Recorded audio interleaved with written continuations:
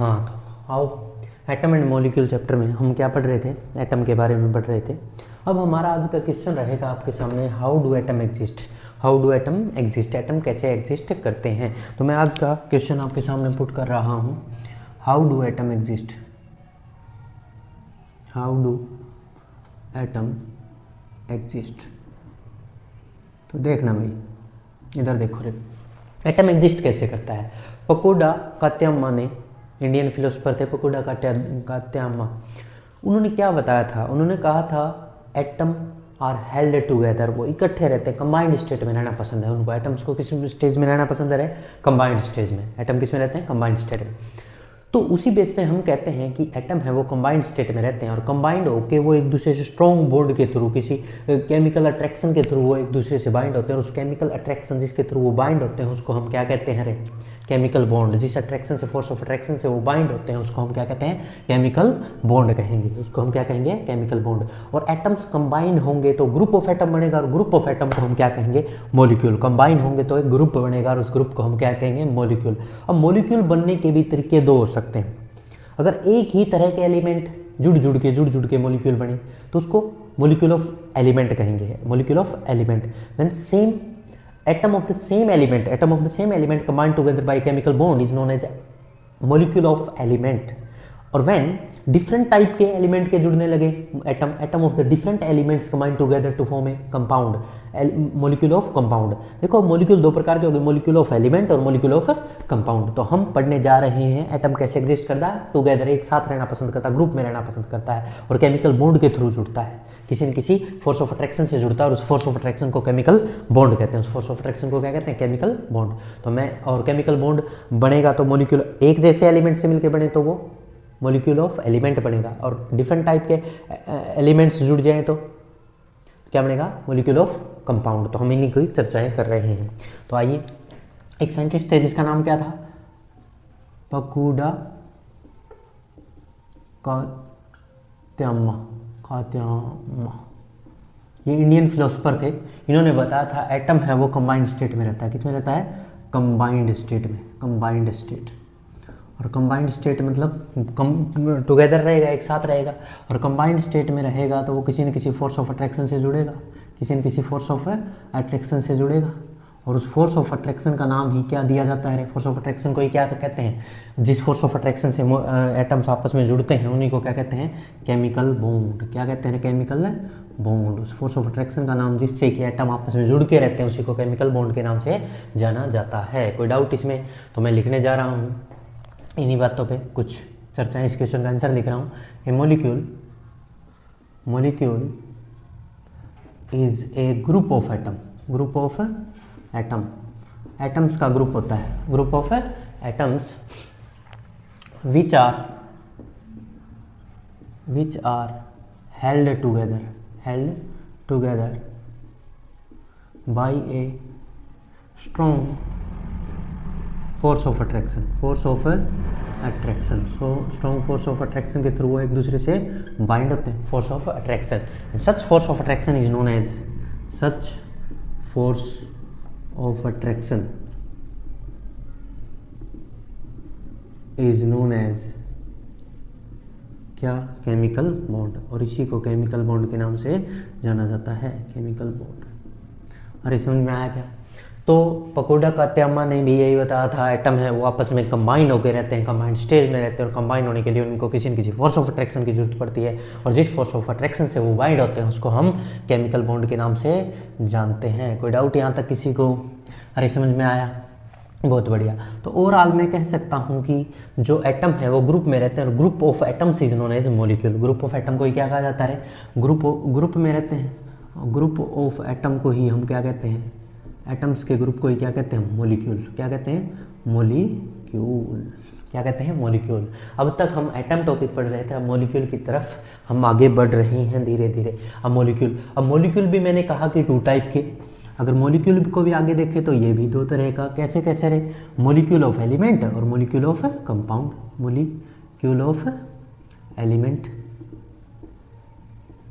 और molecule of compound.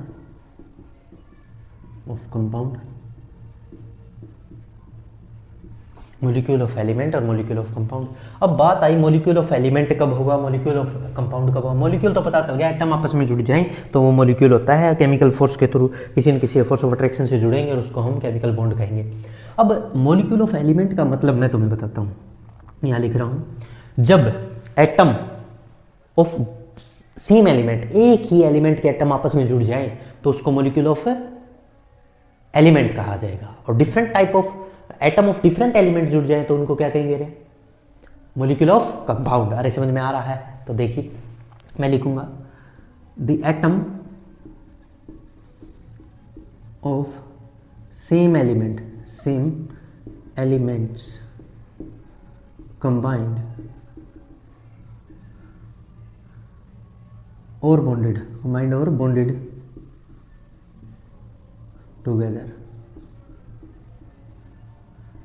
is together by a chemical bond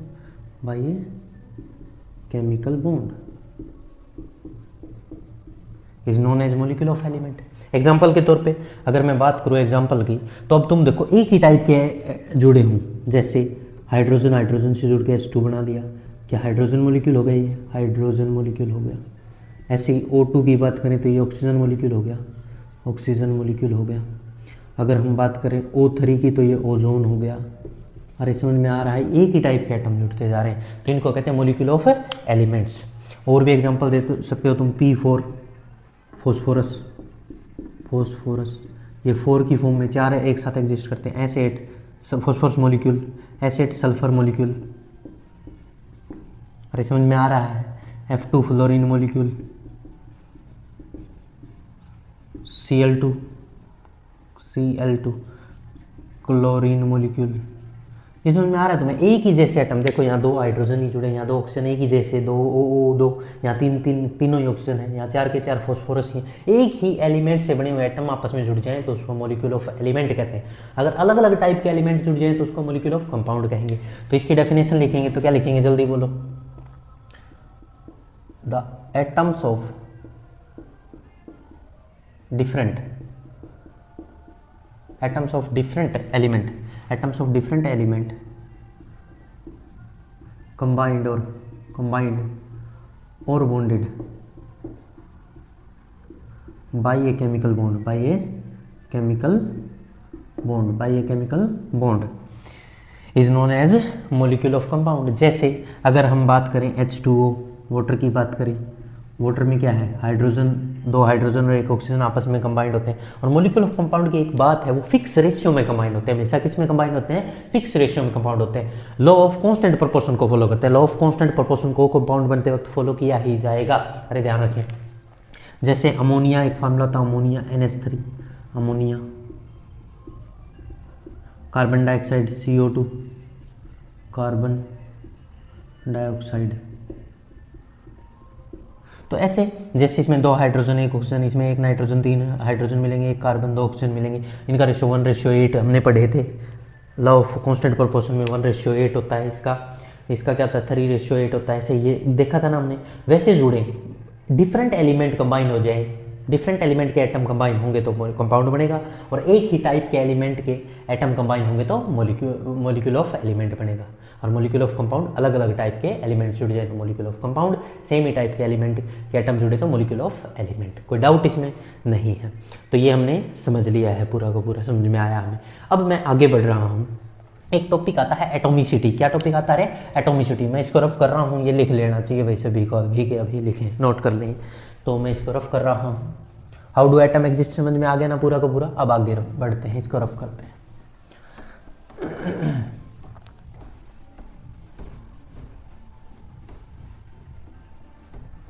तो ये रफ हुआ। इसके बाद हम पढ़ रहे हैं एटोमिसिटी। टॉपिक क्या है हमारे पास, एटोमिसिटी। टॉपिक क्या है, एटोमिसिटी। तो जो न्यू हेडिंग है वो है एटोमिसिटी। एटोमिसिटी, एटोमिसिटी होती क्या है रे, number of atom present in a molecule, number of atom कितने एटम प्रेजेंट है किसी मॉलिक्यूल के अंदर, उसी को उसकी एटॉमिसिटी कह दिया जाता है। कितने number of atom present, how many number of atoms present in a molecule is known as atomicity of that molecule. अरे समझ में आ रहा है? तो जितने नंबर ऑफ एटम है वही उसकी क्या है, एटॉमिसिटी। जैसे मैं लिखूंगा, मैं सब समझाऊंगा, पहले समझ लो। हाइड्रोजन है, इसमें कितने एटम है, 2। ऑक्सीजन है, इसमें कितने एटम है, 2, तो ये 2 एटोमिसिटी होगी। ओजोन है वो 3, तो इसमें कितनी होगी, 3। फॉस्फोरस है तो इसमें 4। एस8 है तो इसमें कितनी है, 8। तो समझ में आ रहा है? जितने नंबर ऑफ एटम की जितनी संख्या है उसी को उसकी एटोमिसिटी कहा जाता है। और एटोमिसिटी की खास बात देखना है, जो एटम, जो हम एलिमेंट लिखते हैं उसके right hand side, bottom side, right hand में और बॉटम में, राइट हैंड में और बॉटम में क्या लिख देते हैं, इस साइड में हम बॉटम में क्या लिख देते हैं, उसकी बोलो एटोमिसिटी। कहाँ लिखी जाती है, राइट हैंड साइड के बॉटम में लिख दी जाती है। राइट हैंड साइड बॉटम में, जैसे ये लिख दी हमने एटोमिसिटी, राइट हैंड साइड में बॉटम में लिखी जाती है क्या, एटोमिसिटी। और जितने नंबर ऑफ एटम होते हैं उन्हीं को उसकी एटोमिसिटी कह दिया जाता है। कोई डाउट है इसमें? नहीं है। आगे बढ़ते हैं, मैं इसको रफ करता हूँ और आगे बढ़ते हैं। देखिए, तो एटोमिसिटी क्या होती है, number of atom present in molecule, the number of atom present, number of atom present in a molecule of an element is known as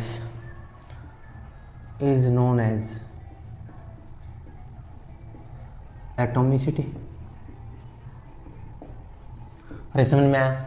अब एटोमिसिटी में क्या होता है, राइट हैंड साइड में लिख दी जाती है। क्या लिखी जाती है, राइट हैंड साइड बॉटम में लिखी जाती है। Atomicity of an element is indicated by written the number right hand side bottom of the element.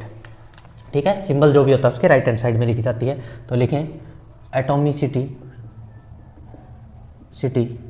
Of an element is indicated by writing the number as on right hand side bottom, right hand side bottom of the symbol, और symbol हमें पता है सबके, याद कर ही चुके हम, right hand side of the bottom of the symbol. जैसे अब एग्जांपल देते हैं इसके, एग्जांपल इस लाइन से रिलेटेड, हाइड्रोजन की बात करें H2, इसके 2 कहाँ लिखा जाता है, राइट हैंड साइड में और बॉटम में। ठीक है, अब बात करें ऑक्सीजन O2, अरे समझ में आ रहा है क्या सभी को?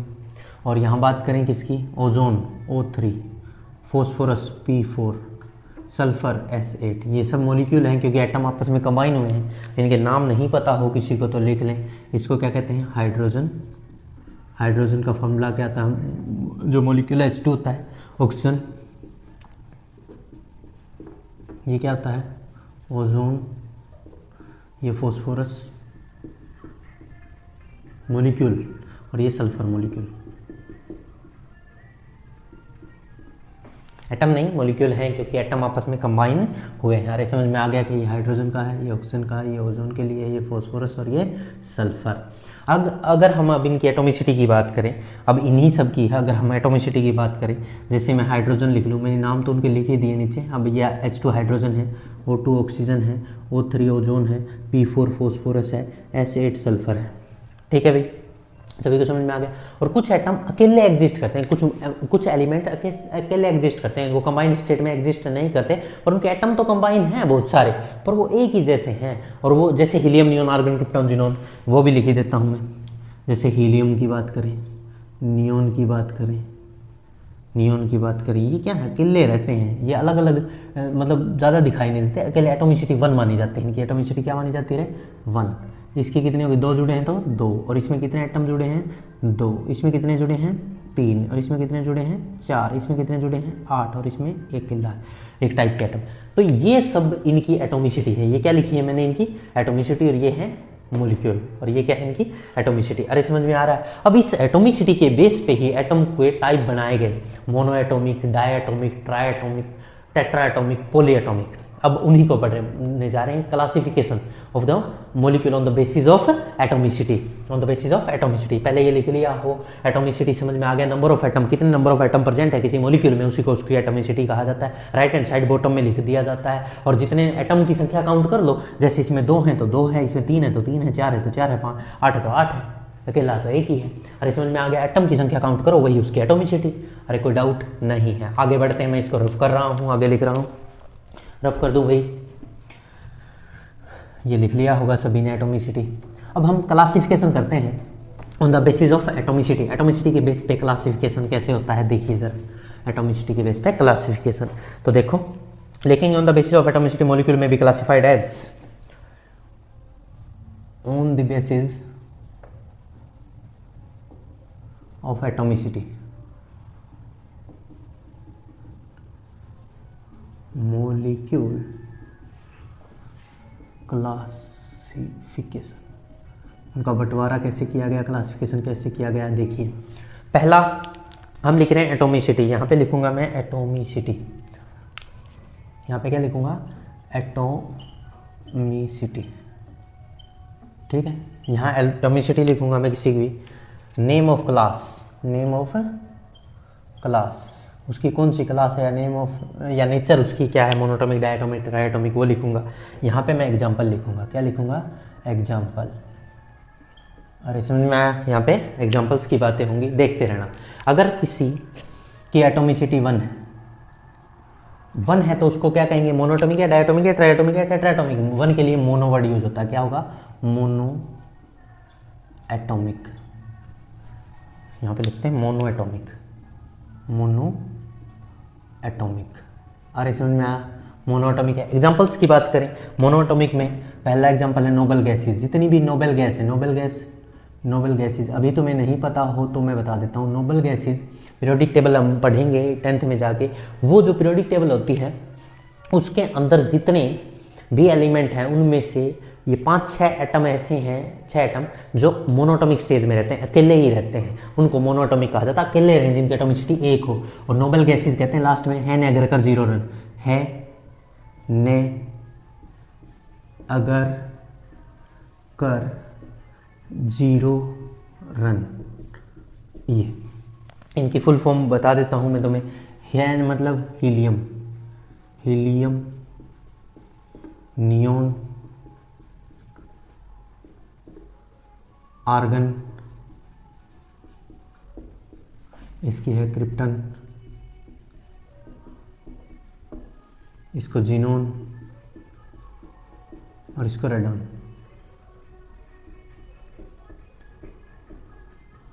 रेडॉन, ठीक है। ये गैसियस फॉर्म में रहने वाले हैं, गैसेज हैं। और नोबेल है, नोबेल मतलब होता है इनर्ट, जो किसी के साथ रिएक्शन ना करे, क्रिया ना करे, उनको नोबेल कहता है। जीरो कहते हैं, इनर्ट गैसेज भी कहते हैं, इनको जीरो गैसेज भी कहा जाता है, नोबेल गैस भी कहा जाता है और इनर्ट गैस भी कहा जाता है। नोबेल, इनर्ट या जीरो गैसेज के नाम से जानते हैं। उनकी ट्रिक है न अगर कर 0 रन। एक अजीत अगरकर नाम के एक बैट्समैन होते थे, एक बार वो 0 पे आउट हो गए तो उसको लोगों ने कहा है न अगर कर 0 रन। अगरकर उसका नाम था और 0 रन थे उसके, है न अगर कर 0 रन, है ना अगर करे 0 रन। Helium, neon, argon, krypton, xenon, radon, ये इसकी ट्रिक है नोबेल गैसेज की। ये मोनोटॉमिक होती हैं, इसकी एटोमिसिटी 1 होती है। अब हम आगे बढ़ रहे हैं, ठीक है, ये याद रह जाएगा सभी को। आगे बढ़ते हैं। अब इसमें दूसरा एग्जांपल मोनोटॉमिक का ही सेकंड एग्जांपल है सम मेटल्स। जो मेटल हैं वो भी एग्जिस्ट करती हैं मोनोटॉमिक फॉर्म में। Metals exist as crystal, crystal form में एग्जिस्ट करती। क्रिस्टल मतलब टुकड़ा, जैसे आयरन का टुकड़ा लाओगे तो उसमें आयरन आयरन आयरन आयरन नहीं मिलेंगे, वो मोनोएटॉमिक हो गया। जैसे एग्जांपल के तौर पे आयरन Fe, सोडियम Na, और बात करें मैग्नीशियम Mg, कैल्शियम Ca। ये सब कैल्शियम का टुकड़ा लाओगे तो कैल्शियम मिलेंगे, उसके अंदर सारे कैल्शियम मिलेंगे। मैग्नीशियम का टुकड़ा, क्रिस्टल मतलब उसका टुकड़ा जो पूरा क्रिस्टल लेटिस ढांचा उठा के लाओगे तो उसमें वही मिलेंगे, तो वो भी मोनोटॉमिक के एग्जांपल बन जाएंगे। अरे समझ में आया। थर्ड एग्जांपल है कार्बन C। कार्बन का क्रिस्टल ले लो कोई भी, कार्बन का क्रिस्टल लोगे तो उसमें कार्बन ही कार्बन मिलेंगे, जैसे कार्बन से मिलाएंगे बनी है वो भी कार्बन से, जो भी चीज़ें हैं कार्बन से बनी है वो एक ही टाइप के एटम है तो वो भी मोनोएटॉमिक में आ जाएंगे। अरे समझ में आया। अब हम बात करते हैं एटोमिसिटी अगर 2 होती तो, एटोमिसिटी अगर 2 होती तो क्या कहते हैं हम, एटोमिसिटी 2 होती तो डायटोमिक, क्या कहते रहे, डायटोमिक, क्या नाम होता है इसका, डायटोमिक। डायटोमिक डायटोमिक के एग्जांपल देख लो, ये तो बहुत ही आसान एग्जांपल है। फर्स्ट एग्जांपल है, एग्जांपल यहाँ पे स्टार्ट कर रहा हूँ, hydrogen gas H2, oxygen O2, fluorine F2, nitrogen N2 और क्लोरीन Cl2। ये सभी क्या है, डायटोमिक। डायटोमिक क्यों कहा, क्योंकि इनके अंदर दो दो एटम जुड़े हुए हैं, देखो दो दो दो दो, सबके नीचे क्या लिखा, 2 2 2 2, डायटोमिक। डाई मतलब 2 होता है, मोनो मतलब सिंगल 1 होता है। 2 एटोमिसिटी है, डायटोमिक कहलाएगा, और दो दो सब में एटम मिलेंगे, और ये एग्जाम्पल है। अरे यहाँ तक क्लियर है, आगे बढ़ते हैं। अगर एटोमिसिटी 3 होती तो क्या कहते हैं, ट्राइएटोमिक। क्या कहते हैं, ट्राइएटोमिक। ट्राइएटोमिक क्या कहते हैं, ट्राइएटोमिक। और ट्राइएटोमिक का एग्जाम्पल ओजोन O3, तीन एटम ऑक्सीजन के कंबाइन है तो ओजोन कहते हैं इसको, O3। ठीक है, जो हमारा स्ट्रेटोस्फीयर है 50 किलोमीटर ऊपर, जो स्पेस में जो लेयर बनी हुई है जो हमारे एनवायरनमेंट को प्रोटेक्ट करती है अल्ट्रावायलेट रेज से, वो ओजोन की लेयर है, वही हमें बचाए बैठी है आज तक। अम्ब्रेला है, प्रोटेक्टिंग अम्ब्रेला कहा जाता है जिसको, ओजोन लेयर। ठीक है, O3। फोर्थ, अगर 4 ये नंबर नहीं है 1 2 3, एटोमिसिटी चल रही 1 2 3 4, 4 हो तो टेट्रा, क्या कहेंगे, टेट्राटोमिक। क्या कहेंगे रे, टेट्राटोमिक। और इसका एग्जांपल है फॉस्फोरस।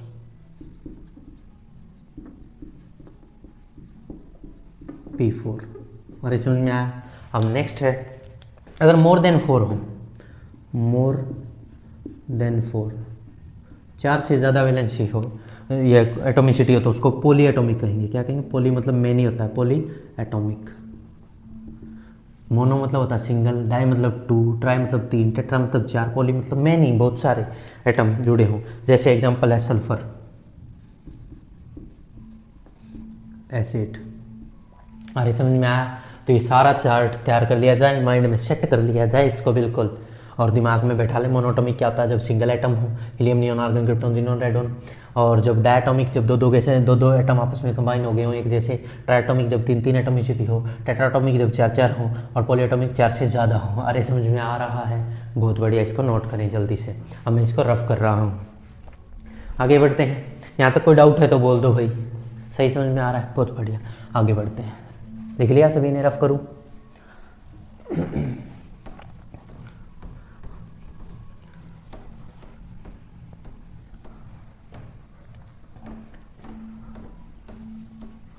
अब देखिए आगे।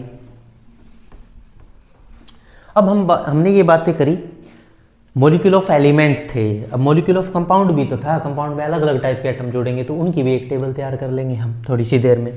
तो देखो, मॉलिक्यूल ऑफ कंपाउंड के लिए एक टेबल तैयार करने जा रहा हूँ। मॉलिक्यूल ऑफ एलिमेंट्स की एक टेबल तैयार कर दी, उसके बारे में मोनोटॉमिक, डायटोमिक, ट्राइएटोमिक सब बातें हो गई। ऐसे ही क्या मोनो, डाई, ट्राई, टेट्रा, पेंटा, ये इनके लिए भी होते हैं क्या मॉलिक्यूल ऑफ कंपाउंड? यस होता है, वो भी देख लीजिए। तो हम मॉलिक्यूल ऑफ कंपाउंड की बात कर रहे हैं। Molecule of compound, molecule of compound का मतलब रहे जब डिफरेंट टाइप के एलिमेंट कंबाइन हो, डिफरेंट टाइप के atom of different elements combine together to form a molecule of compound. तो देखिए, हम इसकी टेबल तैयार करने जा रहे हैं। यहाँ पे मैं कंपाउंड लिखूंगा, कंपाउंड का नाम, ठीक है। यहाँ मैं कंबाइंड, कौन कौन से एलिमेंट कंबाइन हुए, कंबाइंड एलिमेंट कौन कौन से कंबाइन हुए हैं, ठीक है। और यहाँ उनकी नेचर लिखेंगे, भाई वो मोनोएटॉमिक है, डायटोमिक, ट्राइएटोमिक। मोनो तो कभी मैं element of molecule of compound हो ही नहीं सकते मोनोएटॉमिक, क्यों नहीं हो सकते रे? कम से कम अलग अलग एलिमेंट जुड़ेंगे तो कम से कम अलग अलग का मतलब कम से कम तो 2 जुड़े ही होंगे, तो डायटोमिक से ही स्टार्ट होगा, कभी भी मोनोएटॉमिक तो हो ही नहीं सकता। जबकि मोलिक्यूल ऑफ एलिमेंट मोनोटॉमिक थे, helium, neon, argon, krypton, xenon, radon, वो मोनोटॉमिक थे, पर यहाँ मोनोटॉमिक नहीं आएगा क्योंकि कंपाउंड बनने के लिए कम से कम 2 डिफरेंट टाइप के एलिमेंट तो जुड़ेंगे, 2 कम से कम जुड़ेंगे तो डायटोमिक तो हो ही जाएगा। अरे समझ में आ रहा है? तो नेचर में डायटोमिक से ही स्टार्ट होगा। रेशियो ऑफ मासेस, यहाँ पे लिखेंगे रेशियो ऑफ मासेस, इनके मास का रेशियो। तो सबसे पहले हम स्टार्ट कर रहे हैं कंपाउंड में, नेम है, सबसे पहले का नाम है हाइड्रोजन क्लोराइड, जो एनसीईआरटी में है वही लिख रहा हूँ, हाइड्रोजन क्लोराइड। हाइड्रोजन क्लोराइड का फार्मूला, हाइड्रोजन क्लोराइड का फार्मूला होता है HCl। क्या होता है? HCl, HCl। अब कंबाइंड एलिमेंट कौन कौन से हुए? एक तो हाइड्रोजन हुआ है, कौन कौन से हुए हैं? हाइड्रोजन हुआ है और कौन हुआ है? क्लोरीन हुआ है, H/Cl। नेचर क्या है? 2 है ना, एक हाइड्रोजन और एक क्लोरीन, 2 के लिए डायटोमिक बोलूँ या ट्राई बोलूँ या टेट्रा या पॉली बोलूँ? तो डायटोमिक। क्या बोलूँगा? डायटोमिक। अरे समझ में आया? और जो मास का रेशियो की बात करें, मास के रेशियो, हाइड्रोजन और क्लोरीन के मास की रेशियो बात करें तो हाइड्रोजन का जो मास होता है वो 1 होता है और क्लोरीन का मैंने याद करवाया 35.5 होता है। तो 1:35.5 ये आंसर आया। ठीक है, समझ में आया? अब बात कर लेते हैं वाटर की या कार्बन डाइऑक्साइड की, किसी की भी कर लो। वाटर की बात करें, वाटर का फॉर्मूला सभी को पता है, H2O होता है। इसमें एक तो हाइड्रोजन कंबाइन हुआ और ऑक्सीजन हुई है, हाइड्रोजन और ऑक्सीजन कंबाइन हुए। हाइड्रोजन कितने हैं? हाइड्रोजन है H और ऑक्सीजन है O, कंबाइन होने वाले। अब बताओ कितने हाइड्रोजन हैं इसके अंदर? कितने हाइड्रोजन हैं? 2 हाइड्रोजन है। और ऑक्सीजन कितने हैं? 1। 2 और 1 3। तो बताओ क्या कहेंगे इसको? मोनोटॉमिक, डायटोमिक या ट्राइएटोमिक? तो इसको कहेंगे ट्राइएटोमिक। ट्राइएटोमिक। क्यों कहा ट्राइएटोमिक? क्योंकि कम से कम 3 एटम जुड़े हैं, 2 तो हाइड्रोजन और 1 ऑक्सीजन। यहाँ 1 हाइड्रोजन 1 क्लोरीन था तो 2 ही चीज़ें थी टोटल, डायटोमिक। यहाँ 2 तो हाइड्रोजन है और 1 ऑक्सीजन, इसलिए ट्राइएटोमिक। अब हाइड्रोजन और ऑक्सीजन के रेशियो की बात करें, हाइड्रोजन और ऑक्सीजन के रेशियो की, तो हाइड्रोजन कितने? देखो, एक हाइड्रोजन का 1 होता है मास, तो 2 का 2, और एक ऑक्सीजन का कितना होता है? 16। इनको कट करोगे तो 1:8 आ जाएगा। इनका रेशियो होता है जो कंपाउंड बनते वक्त तो सिंपलेस्ट रेशियो होता है। और ये लॉ ऑफ कांस्टेंट प्रोपोर्शन को फॉलो करते हैं हमेशा। चाहे मैंने ये कहा था नाले का, नाली का, रिवर का, समुंदर का, जोहड़ का, जग का, मग का, या फिर आइस, भाप बना दो, वेपर बना दो, या सिंपल लिक्विड फॉर्म में वाटर कहीं का भी हो, सबका रेशियो 1:8 ही मिलेगा हाइड्रोजन और ऑक्सीजन का। ये बातें हुई थी हमारे वाटर के बाद। अब बात करते हैं carbon dioxide. Carbon dioxide, carbon dioxide का फॉर्मूला क्या होता है? CO2। क्या होता है? CO2। इसमें एक कार्बन और 2 ऑक्सीजन है, एक तो कार्बन है और 2 ऑक्सीजन है। कार्बन और ऑक्सीजन का रेशियो है। अब कार्बन कितनी है? 1 और ऑक्सीजन कितनी है? 2। 1 और 2 कितना होता है? 3। और 3 के लिए कौन सी एटॉमिक? डायटोमिक, ट्राइएटोमिक या टेट्रा? ट्राइएटोमिक। 3 के लिए 2, एक कार्बन और 2 ऑक्सीजन है। वहाँ 2 हाइड्रोजन और 1 ऑक्सीजन थे, उनका जोड़ भी 3 था। यहाँ 1 कार्बन और 2 ऑक्सीजन है तो इनका जोड़ भी कितना है? 3 है। तो ये हो जाएगा ट्राइएटोमिक। अरे समझ में आ रहा है? अब बात करते हैं कार्बन और ऑक्सीजन की। कार्बन का मास होता है 12, एक ऑक्सीजन का 16 होता है तो 2 का कितना हो जाएगा? 32। एक ऑक्सीजन का 16 मास है तो 2 का कितना हो जाएगा? 32। इनको 4 पे कट कर दो, 3:8। ठीक है, 3:8 आएगा। चाहे कहीं की भी कार्बन डाइऑक्साइड हो, वो चाहे व्हीकल से निकले, चाहे चिमनियों से निकले, या कहीं से भी निकले, किसी इंडस्ट्री से निकले, कहीं से हमारे चूल्हे से निकले घर में, तो हर एक जगह से जो CO2 निकलेगी उसमें जो कार्बन और ऑक्सीजन का रेशियो मिलेगा वो 3:8 ही मिलेगा। अरे समझ में आ रहा है? Next ammonia. अमोनिया, अमोनिया का फॉर्मूला होता है NH3। क्या होता है? NH3। इसमें नाइट्रोजन और हाइड्रोजन, तो हम हाइड्रोजन और नाइट्रोजन कम वाला पहले लिखते हैं। हाइड्रोजन रेशियो नाइट्रोजन लिखता हूँ, तुम बताओ। हाइड्रोजन H और नाइट्रोजन N।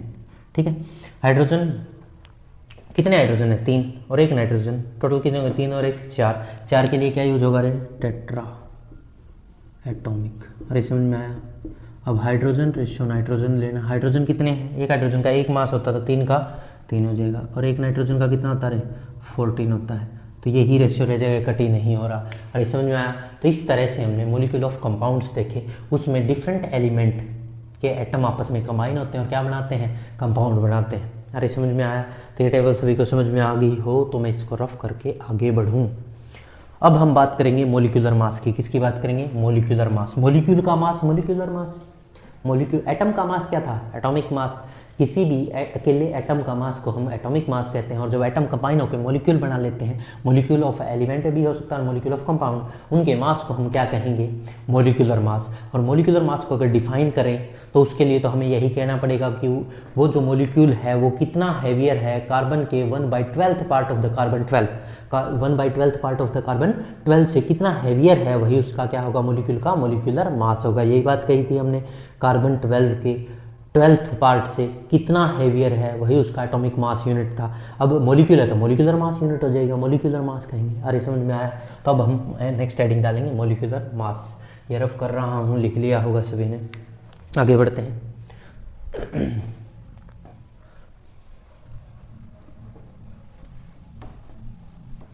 अब हम मॉलिक्यूलर मास की बातें करेंगे। अरे समझ में आ रहा है? बहुत अच्छे, आगे बढ़ते हैं। तो देखिए, अब हेडिंग डाली जाए मॉलिक्यूलर मास। क्या हेडिंग डाली जाए? Molecular mass. Molecular mass, molecular mass क्या होता है? किसी भी मॉलिक्यूल अलग अलग एटम से या सेम टाइप के एटम से मिलके बना होता है किसी भी एलिमेंट के।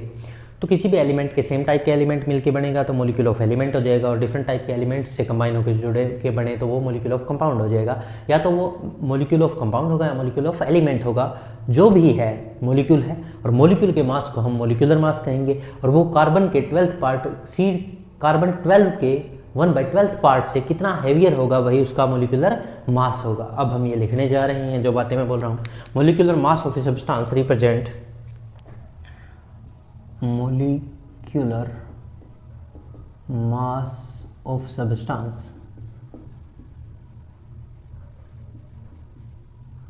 represent, molecular mass of substance represent the number of times, represent the number of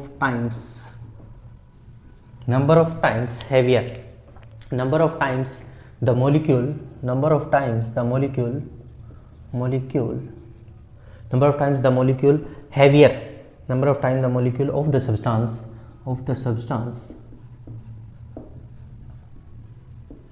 heavier than that of the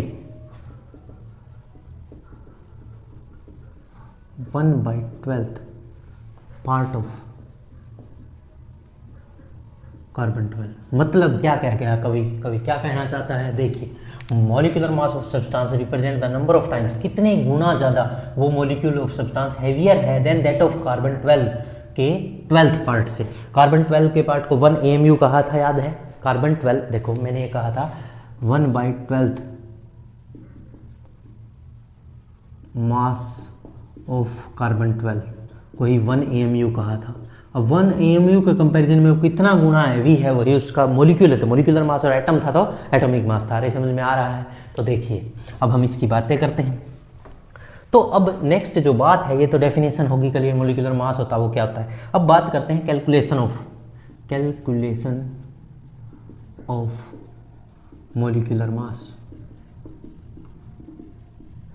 molecular mass को कैलकुलेट कैसे करें? कैलकुलेशन के लिए हम क्या कहेंगे, sum of all the atomic masses, atom के mass, sum of all the atomic mass present in a molecule. Molecule के अंदर जितने भी एटम प्रेजेंट है उन सब के एटॉमिक मास को कंबाइन कर दीजिए, हमारे पास मॉलिक्यूलर मास आ जाएगा। कोई डाउट है? नहीं है। तो देखिए, sum of all the atomic masses of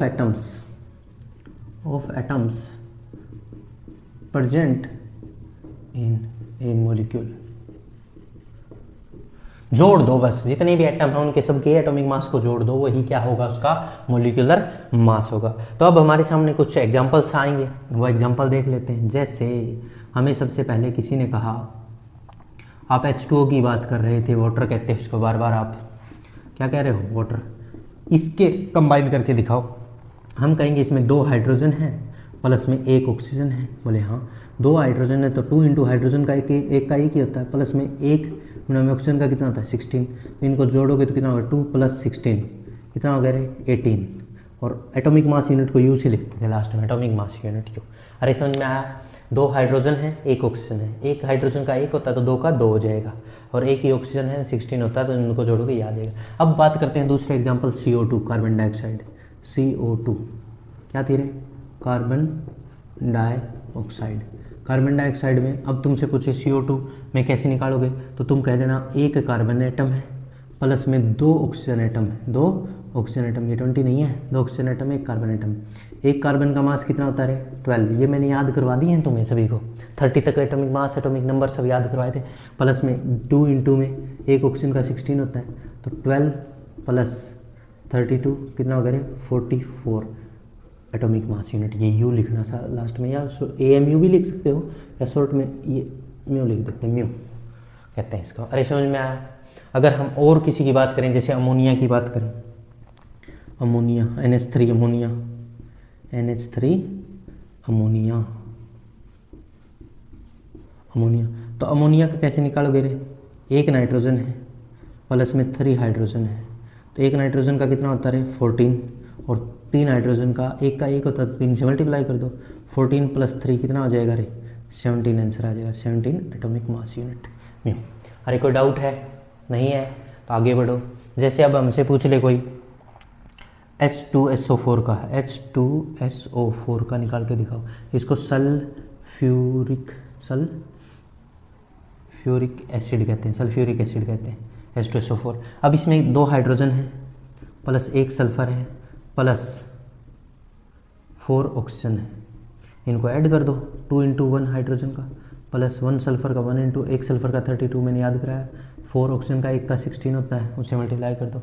अब इनको जोड़ो, 2 प्लस 32 प्लस 64, ठीक है, इनको जोड़ोगे तो 98 एटॉमिक मास यूनिट। अरे समझ में आ रहा है।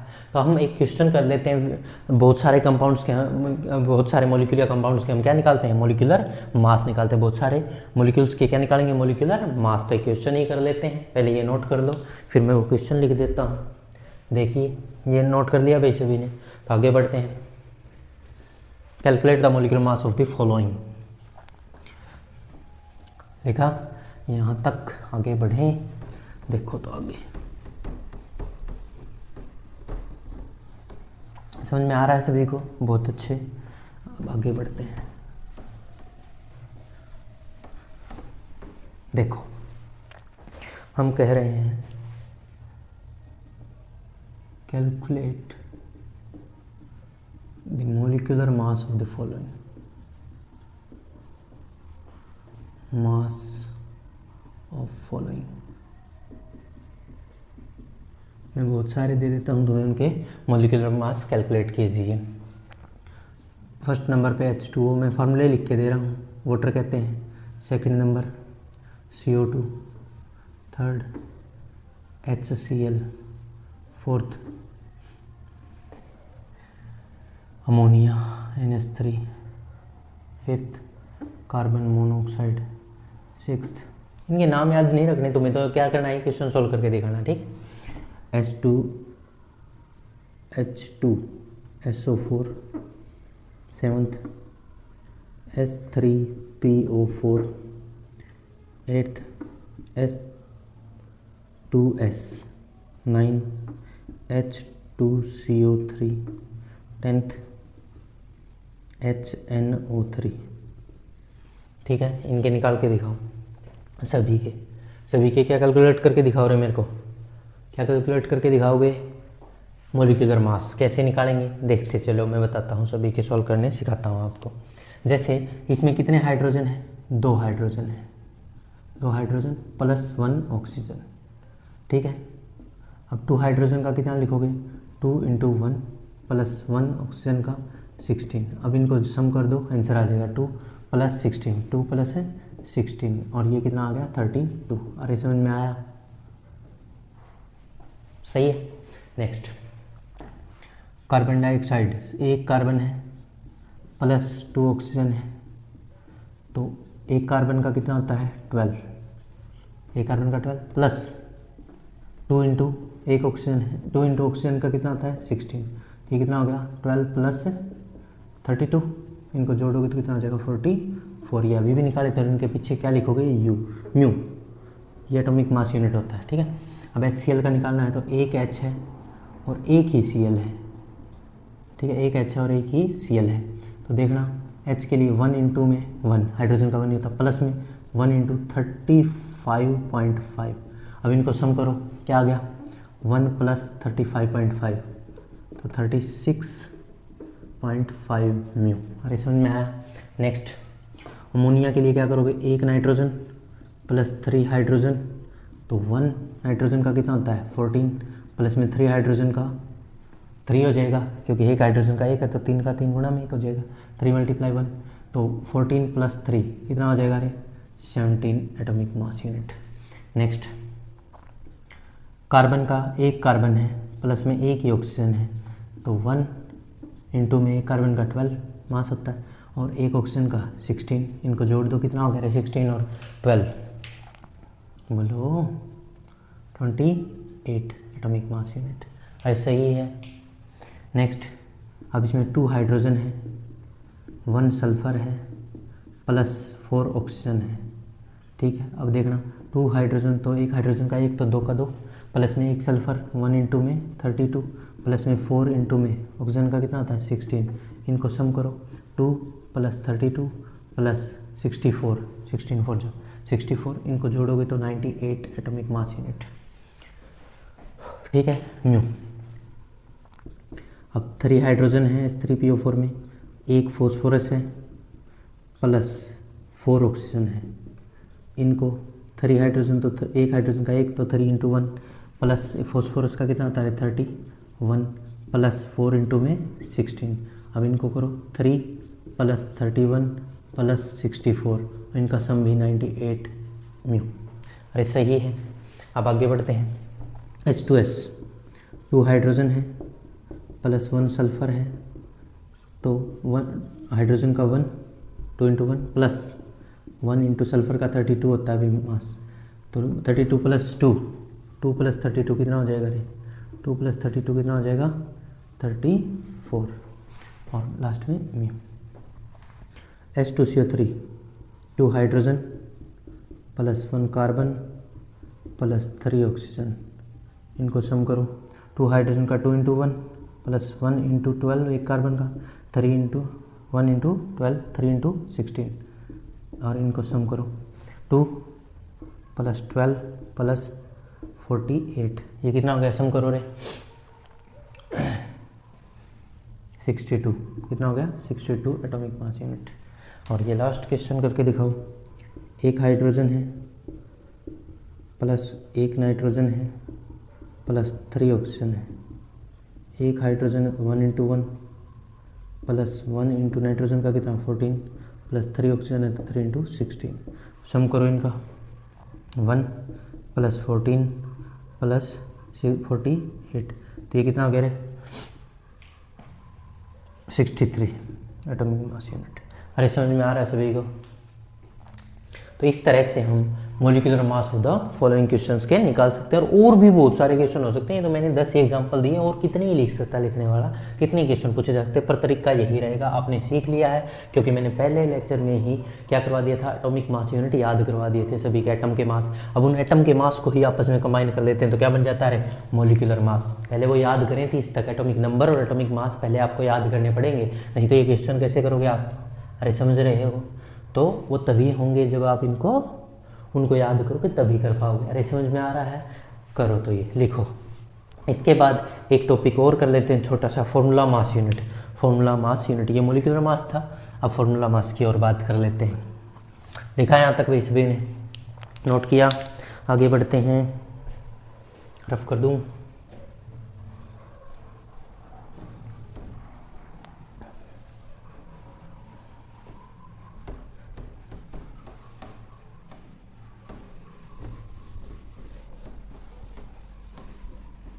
अब देखिए फॉर्मूला मास यूनिट। देखो एक होता मॉलिक्यूलर मास, जब केमिकल बॉन्ड से जुड़े हों एटम कंबाइन होकर मॉलिक्यूल बनाते हैं, और मॉलिक्यूल के मास को मॉलिक्यूलर मास कहते हैं, हमने समझ लिया। फॉर्मूला मास क्या मॉलिक्यूलर मास नहीं होता, लगभग एक ही चीज़ है, पर थोड़ा सा अंतर है। वो क्या है, वो डिफरेंस देखें।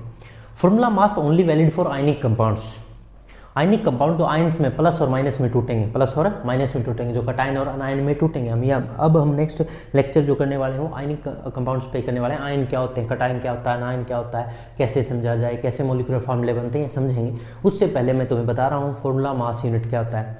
कोई भी फॉर्मूला होता है, जैसे मैंने कहा CaO, जैसे कोई फार्मूले की बात करें CaO calcium oxide, CaO calcium oxide की बात कर रहे हैं। इसमें जो कैल्शियम ऑक्साइड है ये टूटेगा ऐसे Ca+2 और O-2 ऐसे टूटेगा ये।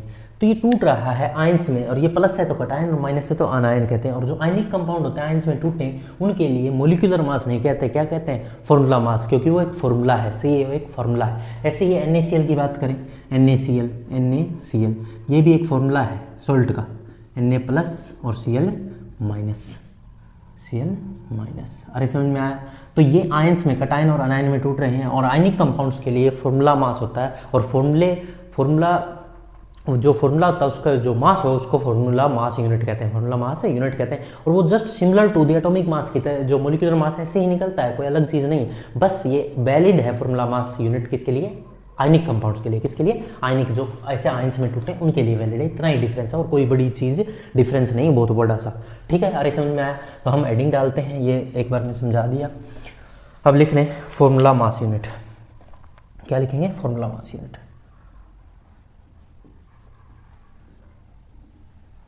मास यूनिट, फॉर्मूला मास यूनिट। तो देखें फॉर्मूला मास यूनिट है तो लिखें formula mass unit of a substance is defined as the atomic mass of all the atom present in a formula. Formula mass unit क्या होगा, formula mass unit is the sum of all the atomic masses present in a ionic compound, in a ionic compound। बस ये अंतर, ionic compound लिख देंगे। ये valid कहाँ है, valid only for ionic compound.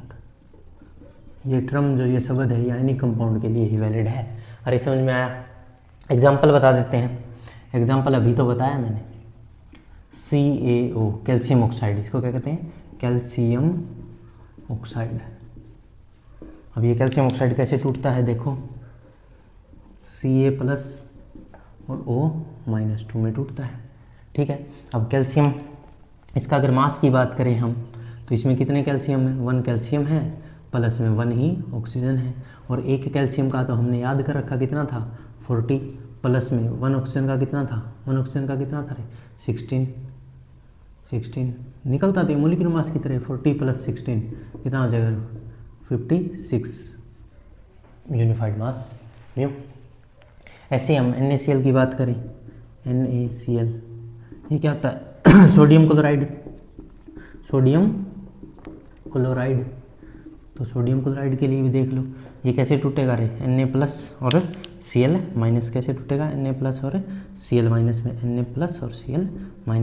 अब इसकी अगर मास की बात करें तो इसमें कितने, एक Na है और प्लस में एक ही क्या है, Cl है।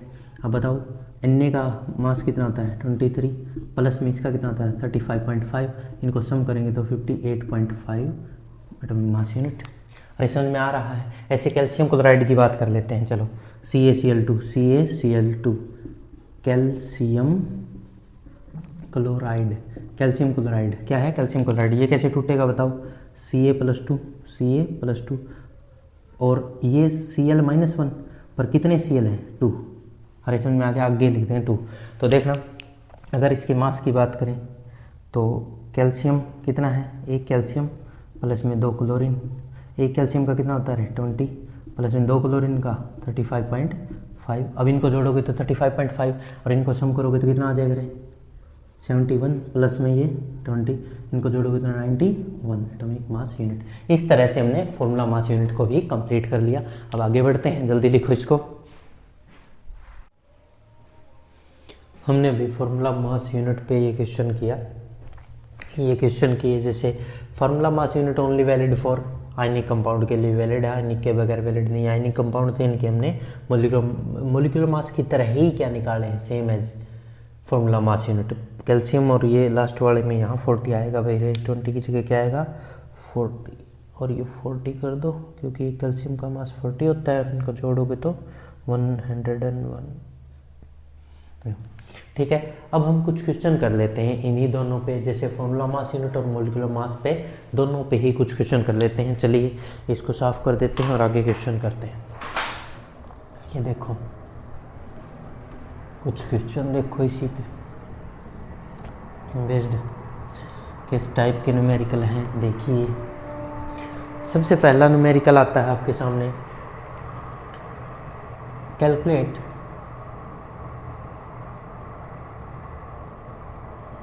द फॉर्मूला मास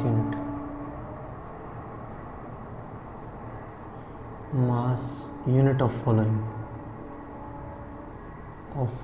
बहुत सारे क्वेश्चन हैं, इनके सभी के आंसर दीजिए।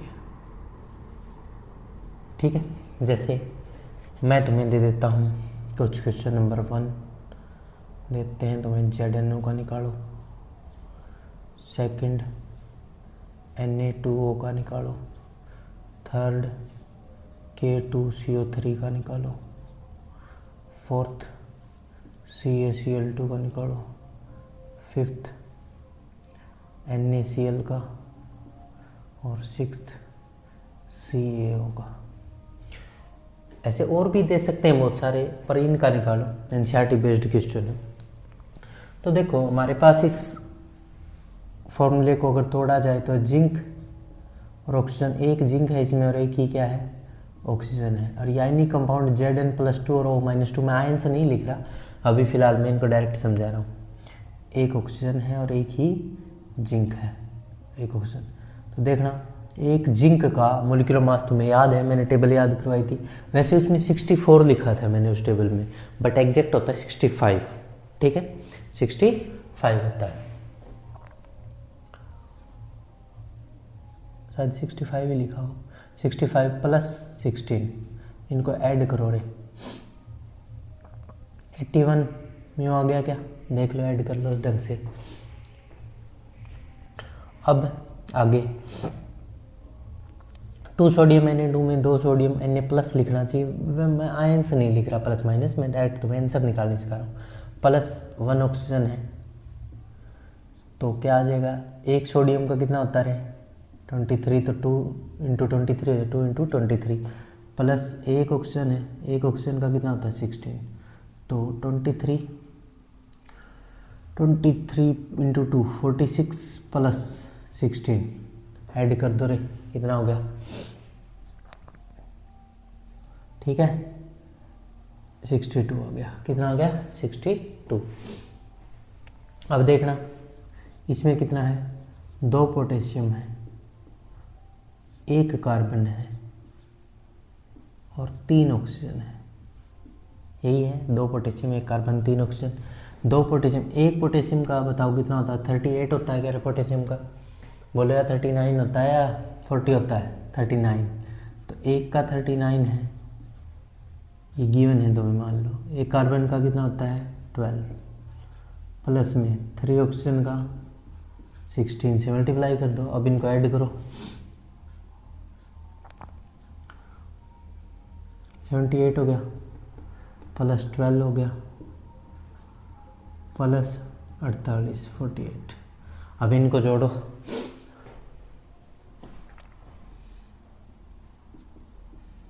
एक 138 138 यही बैठेगा। देखना इनका 90 हो गया, 90 + 48 जोड़ लो, यही बैठेगा। ठीक है, नेक्स्ट कैल्शियम कितने 1 और कितने क्लोरीन 2 क्लोरीन। तो अब देखना एक कैल्शियम का कितना होता है 40, प्लस में 1 क्लोरीन का 35, तो 2 का 35 × 2, तो इनको जोड़ो, कितना हो गया 40 + 35.5 को 2 से मल्टीप्लाई हो गया 71। ऐड करो रे,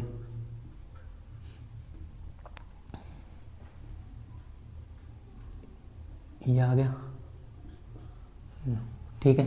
नेक्स्ट Na प्लस, एक Na प्लस और एक Cl माइनस। आयन से नहीं लिख रहा, लिखना चाहें तो इनके आयन भी लिख देता हूँ इनके ऊपर, रुक जाओ अभी। एक गुना में सोडियम का 23 होता है, प्लस 1 इंटू में 35.5, इनको ऐड करो, 23 प्लस 35.5 58.5 सही है। नेक्स्ट एक कैल्शियम है, प्लस में एक ऑक्सीजन है, तो इनको ऐड करोगे, एक कैल्शियम का 20 फिर लिख रहा हूँ 40, प्लस में एक ऑक्सीजन का 16 ऐड करोगे तो 56। अरे सही है, बहुत बढ़िया। इस तरह से तुम फॉर्मूला मास यूनिट निकाल सकते हो। अगर इनके आयन्स लिखना चाहो, इनके आयनिक फॉर्म लिखना चाहो तो Zn पे +2, ऑक्सीजन पे -2, Zn पे +2 प्लस मैं आगे लिख देता हूँ, ऐसे ऐसे लिखना होता है 2 माइनस, ऑक्सीजन पे 2 माइनस मिलेगा हर जगह, +1 0 -2। ये तो आयन में टूटेगा ही नहीं यार, ये आयनिक कंपाउंड नहीं, वैसे लिखा गया +2 Cl माइनस प्लस माइनस +2 -2, ठीक है। तो इस तरह से आयन्स में टूट जाते हैं और इनके मोलिकुलर मास या फॉर्मूला मास यूनिट ऐसे निकाला जाता है। अब एक और क्वेश्चन तुमसे पूछ ही लेता हूँ, ये पूछ लिया तो एक और पूछ लेता हूँ, पूछा जाए वो भी लिखो।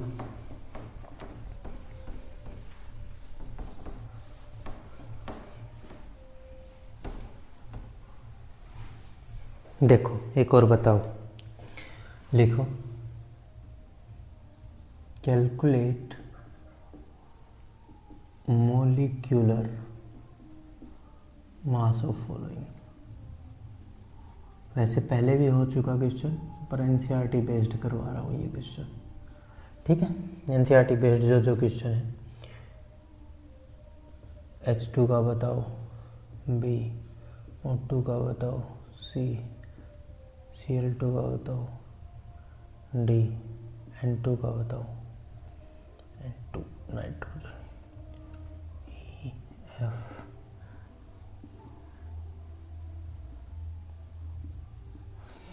ए में कर देते हैं ओजोन, O3 का बताओ, S8 का बताओ, P4 का बताओ, CH4 का, C2H4 का, J, अमोनिया NH3 का बताओ, K, और आगे भी एक दो दे दूंगा मैं, जैसे IJK, C2H6 का बताओ, L, CH3OH का बताओ, ऐसे और भी आगे भी दे सकते हैं, पर ये बताओ बस एक बार। अब ये हाइड्रोजन डायटोमिक है, 2 हाइड्रोजन है ना इसके अंदर, 2 हाइड्रोजन है, तो एक हाइड्रोजन का एक होता है, तो 2 × 1 2, ठीक है। अब कितने ऑक्सीजन है, 2 ऑक्सीजन है, 2 × में एक का कितना होता है 16, तो कितना हो गया 32। अब कितने क्लोरीन है, 2 क्लोरीन है, एक क्लोरीन का 35.5 होता है, तो 2 से मल्टीप्लाई कर दो, 2 है तो 71। नेक्स्ट 2 नाइट्रोजन है, तो एक नाइट्रोजन का 14 होता है, तो 2 का कितना हो जाएगा 28। अब ओजोन 3 ऑक्सीजन है, 3 से मल्टीप्लाई कर दो, एक ऑक्सीजन का 16 होता है, 48 हो गया। अब ये देखो सल्फ़र कितने हैं बोलो, 8 सल्फ़र हैं, तो 8 सल्फ़र है, तो 8 से एक सल्फ़र का 32, इनको मल्टीप्लाई करो 256 करके देख लो, 24 25, हाँ 256 में 4 फॉस्फोरस है, तो 4 × फॉस्फोरस 31 होता है, 4 124 में, ठीक है। अब इसकी बारी, एक कार्बन प्लस 4 हाइड्रोजन आ गए, एक कार्बन का 1 × 12 4 हाइड्रोजन का कितना था 1, जोड़ो 12 + 4 16। नेक्स्ट कितने कार्बन, 2 कार्बन, हाइड्रोजन कितने 4, जोड़ो 2 कार्बन 1 कार्बन का 12, तो 2 से मल्टीप्लाई प्लस 4 इंटू में हाइड्रोजन का 1, कितना हो गया 24 + 4 28 mu. Next ammonia, 1 nitrogen plus 3 hydrogen, 1 nitrogen तो 1 इंटू 14 नाइट्रोजन का, 3 इंटू 1 हाइड्रोजन का, और ये हो गया 14 प्लस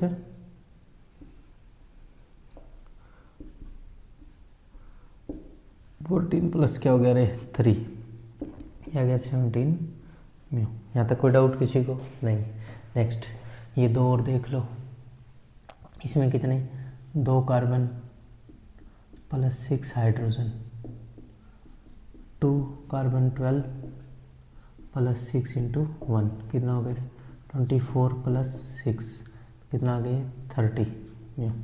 अब इसकी बारी, इसमें कार्बन देखो कितने, 1 कार्बन, हाइड्रोजन काउंट करना 3 तो ये और एक ही रहा 4, तो हाइड्रोजन कितने हैं 4 प्लस 1 क्या है ऑक्सीजन, तो 1 कार्बन का 12, हाइड्रोजन का 4 हाइड्रोजन है इंटू में 1 हाइड्रोजन का मोलिकुलर मास, और इसका 16, ऐड करो 12 + 4 + 16 कितना हो गया रे